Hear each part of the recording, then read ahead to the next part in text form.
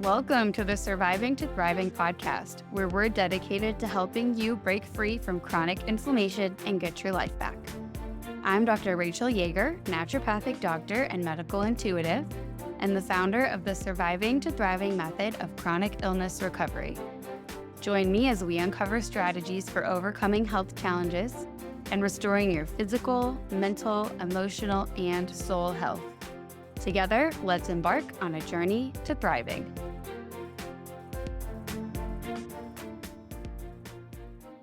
So today we're going to talk about air quality inside your home.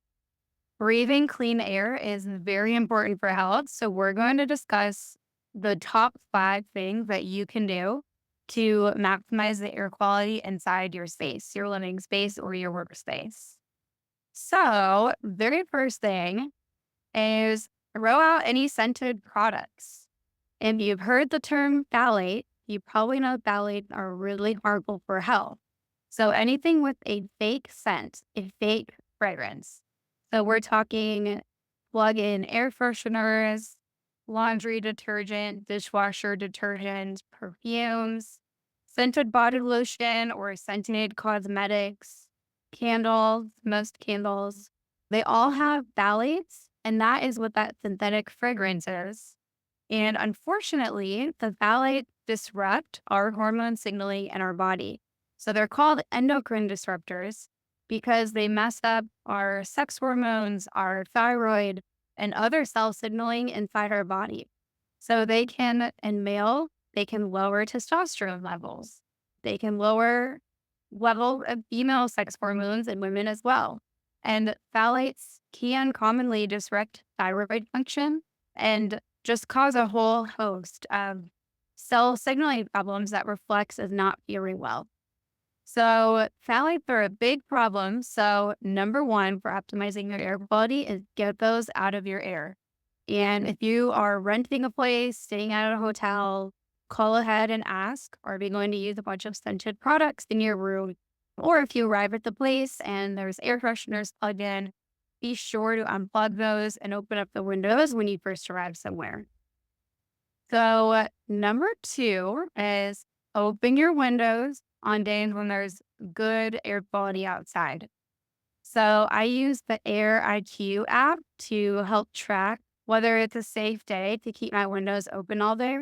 In general, but if you're able to tell whether it's a little bit more smoggy outside or whether it's clearer air. And of course, never open the windows when there's any chance of water coming in, because we will talk in a little bit about mold exposure as part of air quality as well. But a lot of indoor objects and furniture off-gas chemicals like formaldehyde. And so we get a lot of chemical exposure, harmful chemical exposure from possible carcinogens, so cancer-causing substances inside our home from all of the things that we have inside our house. So airing out your home is super important. Cross ventilation, opening windows on either side of your space or multiple windows or using a fan is definitely recommended to help move air in and out of your home space. And that leads to the third way to help keep your air cleaner, which is not to buy super toxic furniture items or other items in the first place. So you can use the smell test and smell if something has a strong smell. That new car smell, new couch smell, new nightstand smell, all of that is typically harmful chemicals. So the less smell something has, the better. One way to get around this is to buy used furniture items. However, with porous items like a couch, that can introduce a little bit more difficulty because you don't know the status of the air that was in the previous home that you're buying that furniture from. So for solid furniture items, sometimes buying those used like bed frames, desks, dressers, nightstands can be helpful. A fourth way to help keep the air inside your home cleaner is to keep your home clean of dust and mold as much as you can. So with dust, like you're very sensitive or you're trying to have the most optimal air quality, then you're going to want to have a sealed HEPA vacuum. Oftentimes, handheld vacuums are not sealed. And oftentimes, those portable, newer vacuums that you don't need to have plugged into the wall, those are not sealed systems either. So make sure you're getting a high quality, allergen sealed system. Typically, a bag system is going to be better for allergies and dust than a bagless vacuum system. So we want to keep dust reduced. And one of the reasons we want to do that is because mold spores actually settle out of the air and collect in dust. So by keeping dust as low as possible in our environment, we're also helping minimize our exposure to mold. And mold is it's a harmful substance to be exposed to for everyone. It doesn't matter if you have a mold allergy or mold sensitivity or not. And it doesn't matter very much what type of mold it is either. There's a lot of misinformation out there about mold, which we'll dive into in future episodes. But in general, we want as close to zero mold exposure as possible. Ways to help with this would be not overwater plants. Make sure that water is not collecting or pooling in the shower or around the tub after you take a shower or a bath. Making sure that you're not getting any water in the house or sitting around on your floors or on any surface that is in your home. And with mold, it's not just what you can visibly see, but it is important to take care of what you can visibly see. So it's important to keep sink drains, toilets, everything clear of visible mold. If it is coming back with a vengeance, no matter how often you clean it, that's a good sign that you have a high mold spore load in the air, and the mold is actually coming from somewhere else. So take care of the obvious places like bathroom and make sure you don't have mold growing visibly anywhere in your house or any mold growing where there were past water leaks. And we'll talk in the future about how to properly remediate water leaks. It's a lot more in depth than what's usually done.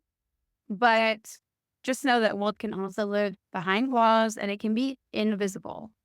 So keeping humidity in the house below 60% can be really helpful for helping prevent the proliferation of mold.